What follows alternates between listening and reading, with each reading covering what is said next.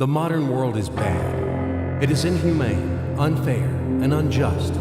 This is the world of money. It is not for the people. It is for those who produce money, for bankers and financiers. And ordinary people just serve them as attendants. They sweep their palaces. What lies behind the social welfare? Labor. But why does the banker live in 100 and 1,000 times better than worker, than peasant? Why does wildcatter live better? All of them. Do they work harder? It's nonsense. It's ridiculous to say. They do not even produce anything. No material values. But why? Don't you know? Moreover, perhaps you wonder with all sincerity now, reading all of this. Well, banker and worker, simple hard worker like me or my neighbor Johnny? It cannot be compared. Banker is a bank, money, relations, and contacts. But who are we together with Johnny? Nobody. Naturally, the banker lives better than we do. But there is nothing natural here. The point is that everyone got used to this state of affairs, and they took it for granted. As a matter of course, a banker has to live better, and it cannot be otherwise. But it may be otherwise. So why? Why does a banker work less, but live better? Better than worker or miner? However, intuitively, you've got the answer by yourselves. Because the banker is a bank. Money. Exactly, money. This is the whole point, the cornerstone. And about them, about the money, we should talk more in details. So, what is money? Have you ever thought about it? The calculation tool, the measure of labor? As we are told from childhood, almost from the cradle, we have to work, work, and work. The money won't fall down from the sky. They should be honestly and hardly earned, etc., etc., etc. Sounds familiar, doesn't it? Familiar ad nauseum. Say it, by the way, to Abramovich, who honestly and hardly earned all his billions. Just for fun, say how to earn money honestly. You will laugh to death. Yes, we have to work, but what should we expect in the end? A small pension and half-starved old age? Poverty. You have spent all your life working on some oligarch. You have been taken away all your power, energy, and health. You've been squeezed like a lemon. And after that, you've just been thrown into the dustbin as the fulfilled material. Is this necessary? But this is the reality, horrific reality of modern society. This is what we should all expect in the end, almost certain.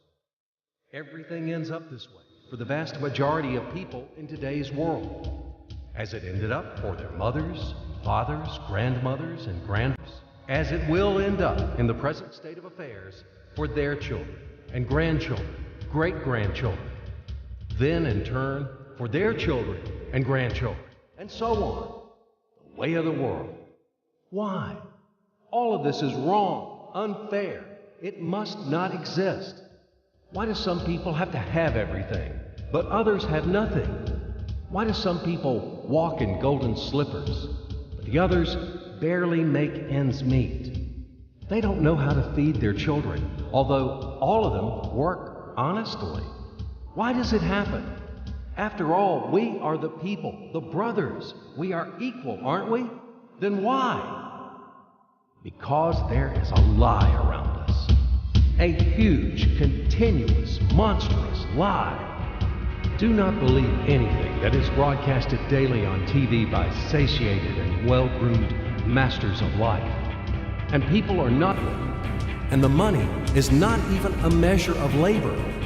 All of this is an insolent and shameless lie. Lie, lie, lie, and lie once again. It is the news which is hung on your ears. Why do they do this? Just to make it easier to manage people. So you are oligarch now, or even an ordinary worthless deputy. Are you equal with others? In what? You live in a different way, eat in a different way, and rest in a different way. In one day, he spends more than you spend in a year. His wife doesn't even get out of Kosovo. And yours? He is treated in the best Swiss clinics. And what about you? his children and yours. Had you compared? Well, where is your equality? Perhaps you are equal in rights, aren't you? Oh, I forgot about the rights. As it is written in our Constitution, isn't it? By the way, there are a lot of things written on the fence, too. Nice and intelligent things. Read in your spare time. You will be inspired by these things. And what kind of equal rights do we have with the oligarch or the banker? I'm just curious. Right to work? Well, we have such a right in our country. Nobody argues. Work hard for the benefit of... You work hard at the factory, and he, soon quickly, as they say, to each his own. The right to elect and to be elected. Well, you can elect, of course. You're welcome. Just vote. No matter how people vote, most important, how these votes are counted. And what about to be elected? Are you going to be elected somewhere? Do you have the money for that? Gold reserve for the election campaign? No? So breathe smoothly and relax.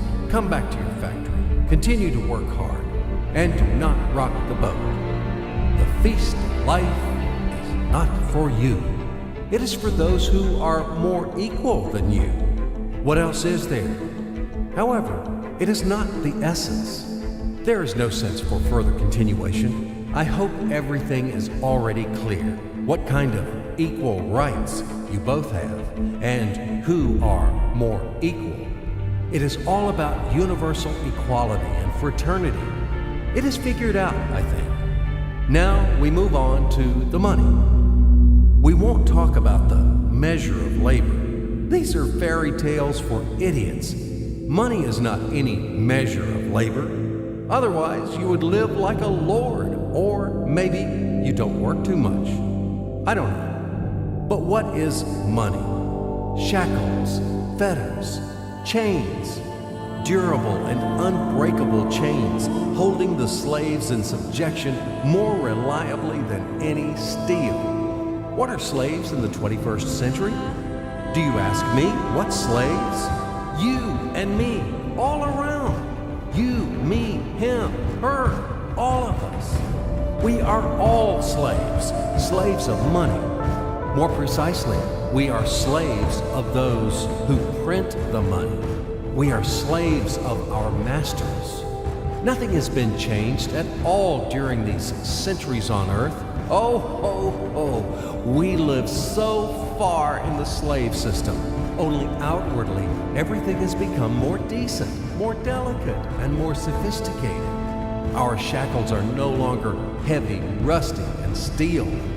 They are invisible and weightless now.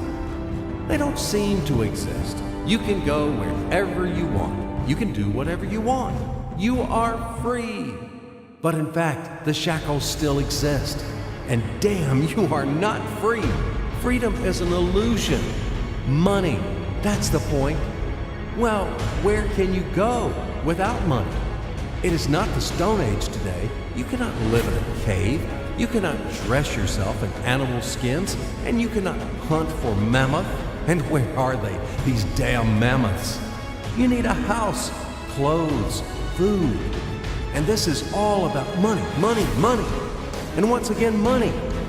After all, everything around is just for the money. You cannot make a single step without them. But where do you find the money? That's right, you have to earn them. Do you hear? Clatter of chains, whistling of the whip, and shouting of overseers. Have you ever thought that it is immoral to sell yourself? That it is a kind of prostitution to sell your own strengths, brain, time? What is the difference from selling of your own body?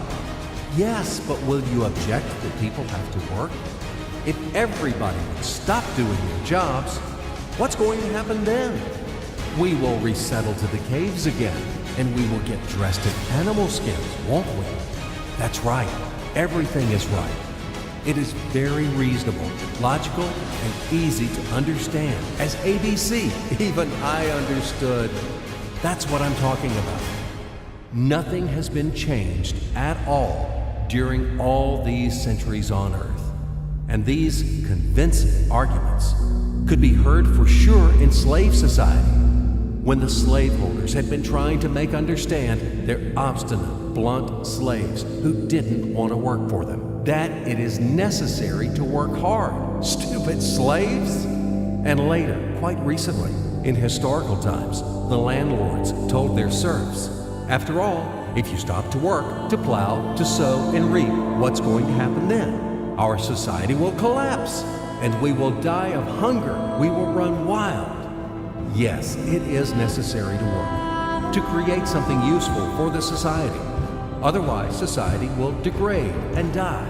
But firstly, we have to work voluntarily, not for a bowl of soup, and not only in order to survive. We have to do what we like to do. And secondly, if something, once it is necessary to work, it is necessary for everyone. All people are equal, aren't they? So let everybody work. The situation when some people earn money in a mine at the factory with salty sweat and bloody calluses, while others simply print them, sitting back and sipping expensive whiskey or brandy, is abnormal.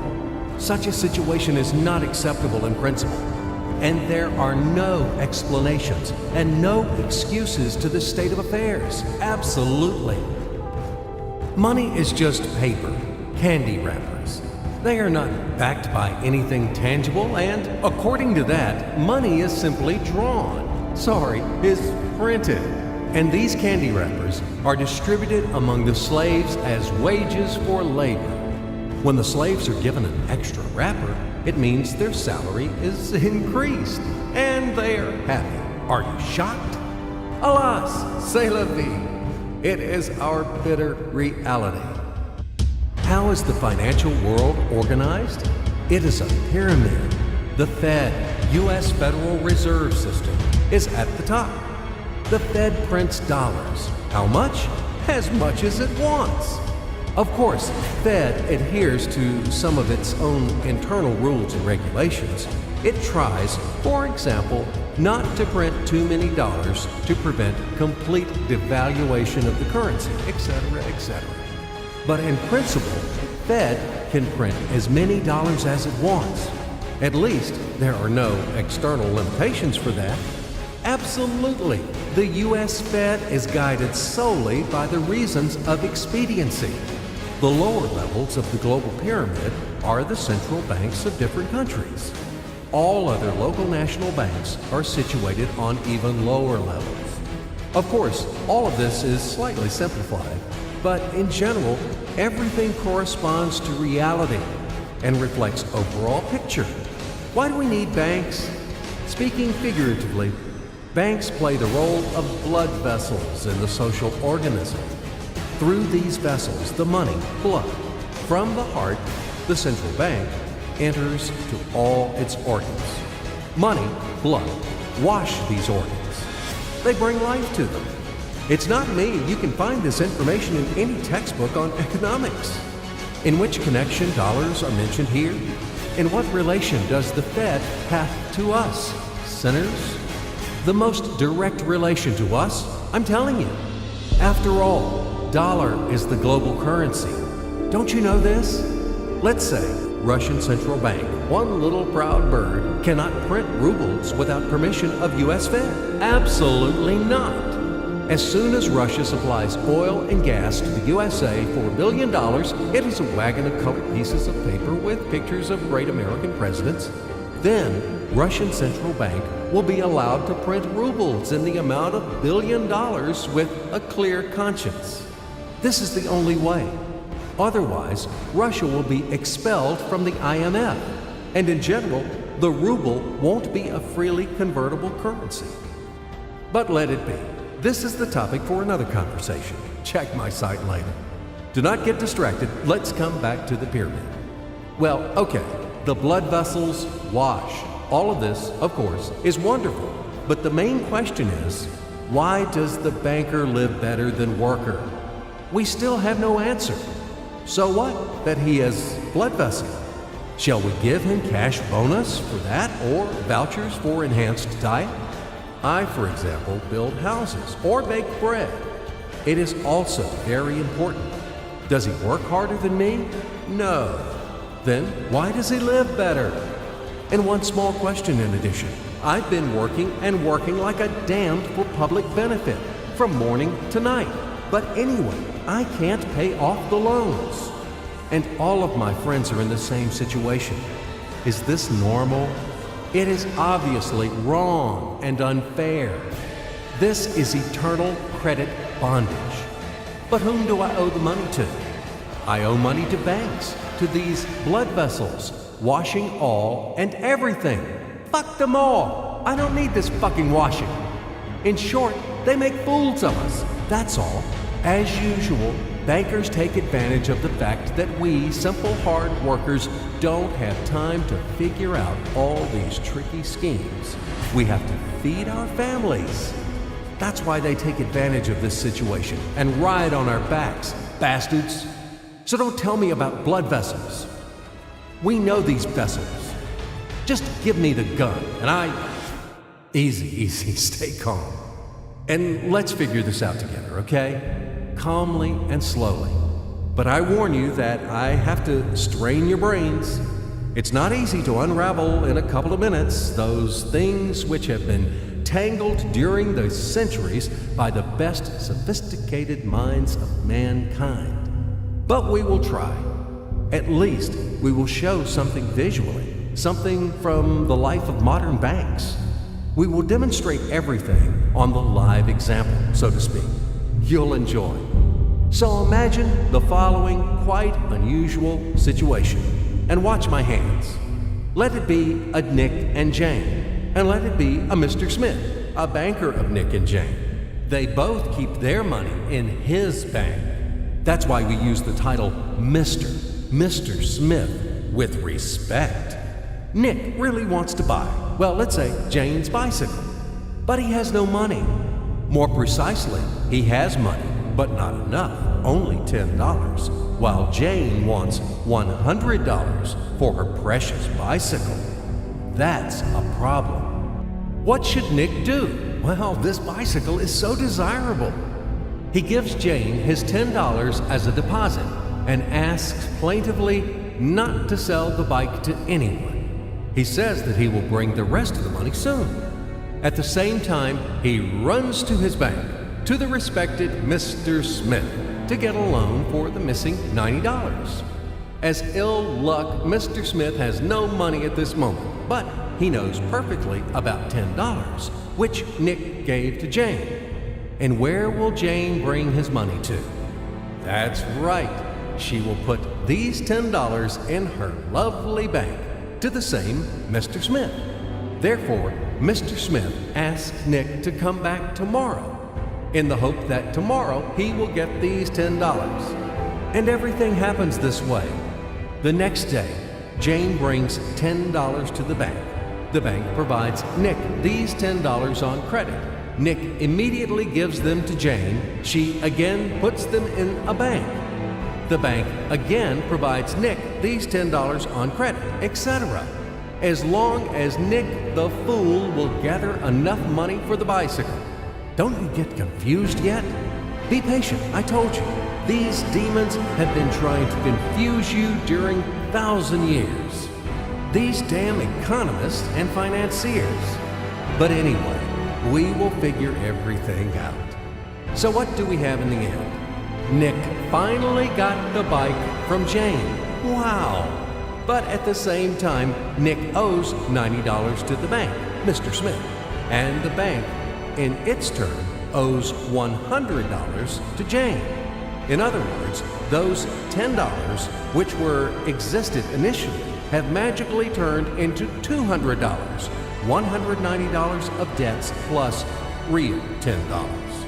But these $10 would also turn into $1,000, even in $1 million or $1 billion, if Nick would make a more expensive purchase.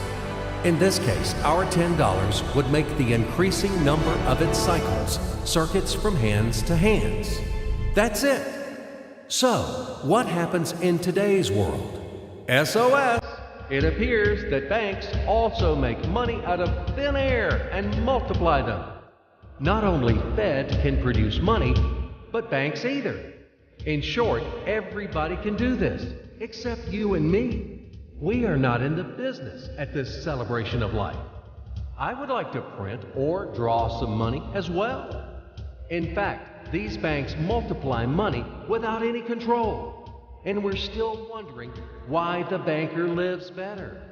What are naive fools are we? Now it is clear why. The one who produces the money, of course, lives better. But this is not enough. From this moment, poor Nick will never be able to repay his debts owed to the bank, no matter how hard he would work. Silly Nick doesn't know it yet, that he's in slavery to the bank, in credit bondage forever, because those $90 which he owes to Mr. Smith do not exist in nature at all. Sly Mr. Smith made his money out of nothing. He created them out of thin air, just one click. And $10 turned into $200. Yes, but you can object reasonably that the bank itself owes $100 to Jane, and it turns out that bank is in credit bondage to Jane, and it won't be able to repay its debts owed to Jane either. So where's the bank's profit? What's the trick? Ha! You ask what the trick is. The trick is in the fact that bank has a lot of such Janes, thousands and millions, and they will never come for their money all at once. If one Jane comes, the bank will return her the money of 10 other depositors. That's it. It means that the bank's debt is dangerous and not burdensome. In fact, bank's debt is virtual. It exists only on the paper or in the computer program. It will never be repaid in reality, only in case a panic hit happens, when frightened depositors suddenly will come for their money all at once. Or maybe, do you know any other reason why banks go bankrupt from time to time? Here's why. Because there are not enough money for all depositors. There is 90% of thin air in the bank vaults. Just a lilac fog. Thus, bank is okay. It blooms and smells. We don't need to worry about it. But our Nick has serious problems now. He has to repay all the debts owed to the bank, completely, with interest and penalties. You know this. He will be forced to take a new credit in order to repay the old one. Then again, the new loan, and again, endlessly, until his death. There is no way out of this credit running knot. It does not exist in principle. That's it, trap slam. Now Nick is perpetual debtor of bank. He is a slave. From now on, he will work for bank until he dies. But he still won't repay his debts. After his death, his children and grandchildren will work for this bank. They all are future slaves of the bank. More precisely, they are slaves of this monstrous and cannibalistic global financial system, which spawned this ruthless and inhumane mechanism which must be destroyed finally. Financial apocalypse. It can break our financial chains and can save all of us. It can finally release us from centuries of slavery. All the old will be burned completely in purifying flame of apocalypse, and the new will be established. The Federal Reserve will be burned, and the wind of change will dispel the ashes of this damned insatiable octopus, spider, enmeshed the whole world with its sticky financial nets. Banks in their current form will be razed to the ground. They do not wash anything. Do not believe this bullshit. They bring death to all living things. They suck our blood. Banks are parasites on the healthy body of the society. Mites inflated from our blood. They are voracious and insatiable leeches, clung tightly to us. What do they actually do useful? Do they give loans at their extortionate interest? Actually, why do banks charge you interest on loans? Have you ever thought about it? Usury has always been condemned and despised at all times and among all nations. And now it is the norm. An entrepreneur gets a bank loan. For what do they charge interest on? He wants to create something useful for the society, for the whole society, including the bankers. He has to be encouraged and given privileges for that, instead of stripping off 3 skins from him. But today's banks were created not for that. The interests of the society are not important for them. Banks take care only about their own financial profits and benefits. They don't care about the people. Today's banks are faithful servants of the Federal Reserve. They are greedy and avid bloodsuckers, small ghouls in the service of a giant and evil monster. Modern Earl Dracula, who plunged the whole world into financial bondage, and it sucks and sucks our blood. And it will continue to suck the blood of our children and our grandchildren if we don't stop and destroy it. Hammer an aspen stake to all the banks. And do not forget the silver bullets. Apocalypse. Only financial apocalypse. We have no other choices. We are not slaves. We are the people. And we choose freedom. And this freedom is already on the threshold. Now, with the advent of MMM, financial apocalypse is inevitable. From now on, it's just a matter of time. Grain has been sown, and it will sprout. It is now sprouting, right now, at this very moment, and it won't perish. What is MMM? Global Mutual Aid Society, Worldwide People's Bank, Financial Social Network. You can call it as you like. The point is not in the title. The point is that it is a voluntary and formal network of millions of people across the earth, people who rose up against financial slavery. They decided to declare war on the Fed and other banks and to win this war. In order to achieve this goal, they combined their money together. And it doesn't matter that separately their savings are not big. But there are a lot of people in MMM. And together, it is a tremendous force, invincible force. And this force is growing with each passing day. Indeed, due to what do the banks exist? Due to the oligarchs and the billionaires? No, they exist due to the same ordinary people who keep their meager savings in banks. MMM really knocks the bottom out of banks, opening people's eyes. Why do people keep their money in banks? Because there is no alternative. Banks are monopolies. Where should people bring their money? Like Jane, to Mr. Smith only? Not in this bank, so in another one? Not to Mr. Smith, so to another banker? His name will be Mr. Johnson. But anyway, it's the same shit. All of them are tarred with the same brush. All of them are native kids of kind and solicitous mother spider named Fed. They are little spiders. And now we have finally an alternative. MMM. It's yours. People help each other here. Today you have helped. Tomorrow you will be helped back. That's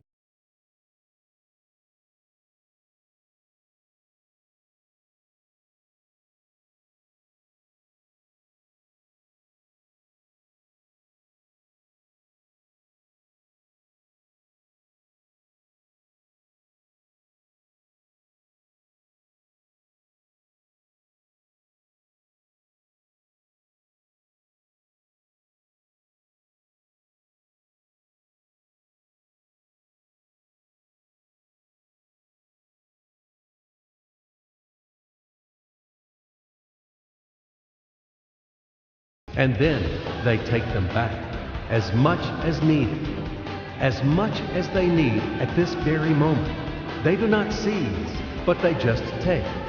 In fact, a human being doesn't need a lot of money. It is only important the awareness